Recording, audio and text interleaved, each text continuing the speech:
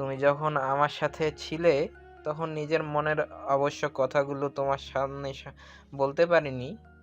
নিশি, নিজের চোখের সামনে আর অন্য কোনো হয়ে যেতে দেখছি তোমায়। কিন্তু জানো নিশি, মনে মনে কষ্ট পেলেও এই ভেবে খুশি ছিলাম যে তুমি ভালো থাকবে। কিন্তু তুমি তো ভালো ছিলে না। না, আমি জানি না সত্যিটা কি।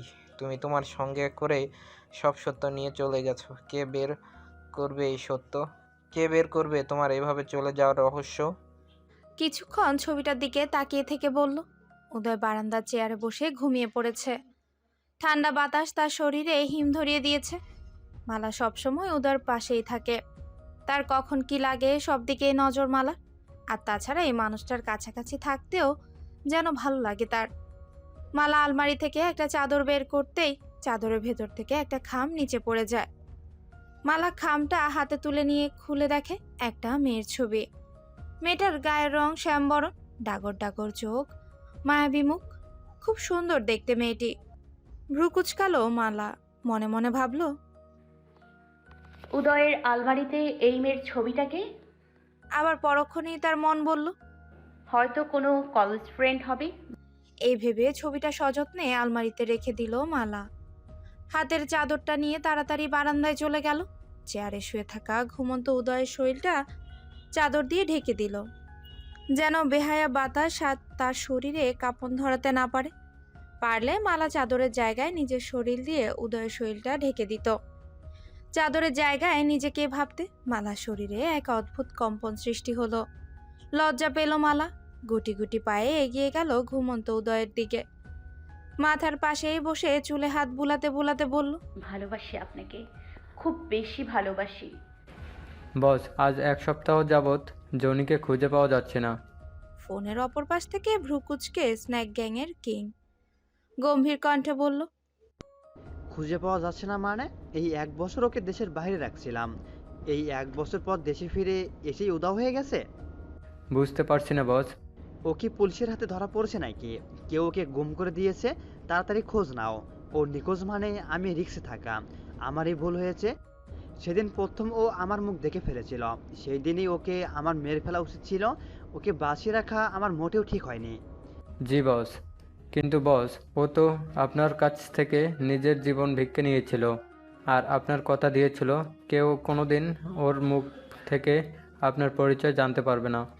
যদি আপনার পরিচয় বদলে নিজের জীবনও দিতে হয়, সে নিজের জীবন দিয়ে দিবে, তারপরও আপনার পরিচয় কারো কাছে বলবে না। তাহলে তুমি বলতে চাইছো ওকে কেউ মেরে ফেলেছে? বুঝতে পারছি না, তবে আপনি চিন্তা করবেন না বস, আমি খুব তাড়াতাড়ি খোঁজ নিচ্ছি ও কোথায় ঘাপটি মেরে আছে। এই কথা বলে স্ন্যাক গ্যাংয়ের খোকন ফোনটা রেখে দিল। খোকনের ফোনে বলা কথাগুলো জানালার বাইরে থেকে টাইগার গ্যাংয়ের একটা ছেলে সবকিছুই লুকিয়ে শুনছিল। সে আস্তে আস্তে খুব সাবধানে স্ন্যাক গ্যাংয়ের আস্তানার এরিয়া থেকে বেরিয়ে গেল। সে নিরাপদ একটা জায়গায় এসে টাইগারকে সরাসরি কল দিল। কিছু খোঁজ পেলে? সঙ্গে সঙ্গে টাইগার বসা থেকে উঠে দাঁড়ালো। চোখ দুটো বড় বড় হয়ে যেন আগুনের ফুলকি বের হচ্ছে। হাত দুটো মুষ্টিবদ্ধ করে বলল, সিওর? বুঝতে পেরেছি। এবার আমার কাজটা অনেকটাই সহজ হয়ে গেছে। এবার আমার শুধু টার্গেট থাকবে ওই স্ন্যাক গ্যাং। এই কথা বলেই টাইগার ফোনটা রেখে দিল। জনি স্বীকার করেছিল না সে কোনো গ্যাংয়ের লোক, কিন্তু মারা যাওয়ার পর তার গ্যাংয়ের লোকজন তো অবশ্যই তাকে খোঁজ করবে। সেজন্যই টাইগার প্রতিটা মাফিয়া গ্যাংয়ের পেছনে একজন করে নিজের লোক লাগিয়ে দিয়েছিল। যে গ্যাং জনির খোঁজ করবে সেই হবে টাইগারের আসল টার্গেট। কারণ ওই গ্যাংয়ের খোঁজ করতে গিয়েই ইন্সপেক্টর নিশি আর তার মা মার্ডার হয়েছিল। কিছু তো আছে এই গ্যাংয়ে, না হলে নিশি আর তার মাকে এভাবে মরতে হতো না। পুষ্প ঘুরে ঘুরে চারদিকটায় তাকিয়ে তাকিয়ে দেখছে। কত বড় একটা ভার্সিটি, এর চারদিকে যেন পুষ্পের স্বপ্ন বিচরণ করছে। চাইলেই যেন সেই স্বপ্ন ধরা যায়। এক নতুন অধ্যায় শুরু হতে যাচ্ছে পুষ্প নামক এক শ্যামবতী মেয়েটার জীবনে। পুষ্পর ভর্তির কার্যক্রম খুব তাড়াতাড়ি শেষ হয়ে গেল। যেন মনে হচ্ছে তারা আগে থেকেই পুষ্পকে চেনে। কোনো রকম ভোগান্তি ছাড়া ডিরেক্টলি ভর্তি নিয়ে নিল। পুষ্পের ভর্তির পর বশির হায়াত পুলককেও ভালো একটা কলেজে ভর্তি করিয়ে দিল। তারপর তাদের নিয়ে চলে গেল প্রিন্সিপাল স্যারের দেওয়ার ঠিকানায়। বাড়িতে কলিং বেল চাপতেই একজন মাঝবয়সী লোক দরজা খুলে দিল। রতন মিয়া, তিনি এ বাড়িটা দেখাশোনা করেন। বশির হায়াত, পুষ্প আর পুলক বাড়ির ভেতরে ঢুকলো। 6 রুমের একটা ডুপ্লেক্স বাড়ি, পুরোটাই দামি দামি ফার্নিচার আর শোপিস দিয়ে সাজানো। বাড়ির এখানে সেখানে বিভিন্ন ধরনের ফুলদানিতে সুন্দর সুন্দর তাজা ফুলও রাখা আছে।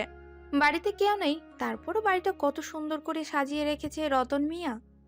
রতন মিয়া তাদের উদ্দেশ্যে বলল। আপনাদের জন্যই এতক্ষণ অপেক্ষা করছিলাম। বশির হায়াত বলল। আপনি জানেন আমরা আসব? হ্যাঁ, জানি তো। বাড়ির মালিক ফোন করে আমাকে সব বলে দিয়েছে। আপনারা নিশ্চিন্ত মনে এই বাড়িতে থাকতে পারেন। কিন্তু ভাড়া হিসেবে তো প্রতি মাসে আমাদের টাকা দিতে হবে, সেটা বলে দিলে ভালো হতো। আমি এ বিষয়ে কিছুই জানি না। আপনারা যা দিবেন তাই হবে। আসলে এই বাড়িটা তো এমনিতেই পড়ে আছে, তাই সেই সব নিয়ে কোনো চিন্তা নেই। না দিলেও বাড়ির মালিক কিছু মনে করবে না। না না, এসব কি বলছেন? ভাড়া আমরা অবশ্যই দিব, না হলে আমার ছেলে মেয়ে এই বাড়িতে থাকতে তাদের অস্বস্তি হবে। পুষ্প বাবার কানের কাছে গিয়ে আস্তে করে বলল। বাবা, আমাদের এই বাড়িতে থাকার প্রয়োজন নেই। এত বড় বাড়ি, এত সব দামি দামি ফার্নিচার, চারিদিকে সব দামি দামি জিনিসপত্র, এসব আমরা দেখে রাখতে পারবো না। চলো আমরা এখান থেকে চলে যাই। পুষ্প কথাটা আস্তে বললেও রতন মিয়া সবকিছুই শুনেছে। রতন মিয়া হেসে বলল। আপনি কোনো চিন্তা করবেন না মামুনি, আমি তো থাকবোই সবকিছু দেখাশোনা করার জন্য। বশির হায়াত বলল। আচ্ছা, আপনি তো এই বাড়িতে থাকবেন, তো আপনাকে কি কি দিতে হবে? মানে না না, আমাকে আপনাদের কিছু দিতে হবে না। আমাকে যে দেওয়ার সেই দিয়ে দিবে। আপনি নিশ্চিন্ত মনে আপনার মেয়েকে এখানে রেখে যেতে পারেন। আসলে সবকিছু তারই জন্যই। এই কথা বলে রতন মিয়া সঙ্গে সঙ্গে জিহ্বায় কামড় দিয়ে চুপ করে গেল। পুষ্প ভ্রু কুঁচকে বলল। আপনি কিছু বললেন? না না মামুনি, আমি কিছু বলিনি। আপনি কি খেতে পছন্দ করেন সবকিছু আমাকে বলে দিবেন, আমি আপনাকে সবকিছু রান্না করে দিব। আপনি শুধু মুখে বললেই হবে। পুষ্প বলল। না না, আমাদের নিজেদের রান্না আমরা নিজেরাই করে নিতে পারবো। আমাদের সমস্যা হবে না এতে। কিন্তু আমার তো সমস্যা হবে মামনি। আমি আমার রান্না ঘরে কাউকে ঢুকতে দেই না।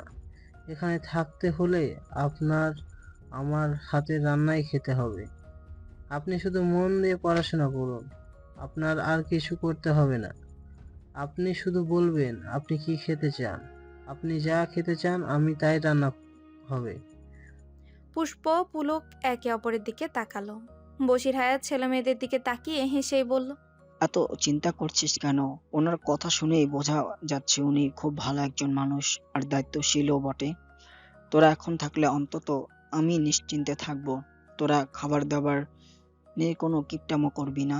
রতন ভাইকে আমি টাকা দিয়ে দিব, উনি বাজার করে উনি তোদের রান্না করে খাওয়াবো। পুষ্প হেসেই বাবাকে জড়িয়ে ধরল। বশির হায়াত মেয়েকে দু হাতে আগলে নিল। পুলক পাশে থেকে বলল। শুধু মেয়েকে সবসময় আদর করো, আমাকে একটু তো ভালোবাসে না। বশির হায়াত হেসে ছেলেকেও বুকে জড়িয়ে ধরলেন। পুষ্প পুলককে রাগানোর জন্য বলল। সত্যি বাবা আমায় বেশিই ভালোবাসে। আমাকে দেখে রাখার জন্যই তো তোকে এখানে এনে ভর্তি করিয়েছে। হ্যাঁ, সেটা তো আমি খুব ভালো করেই জানি।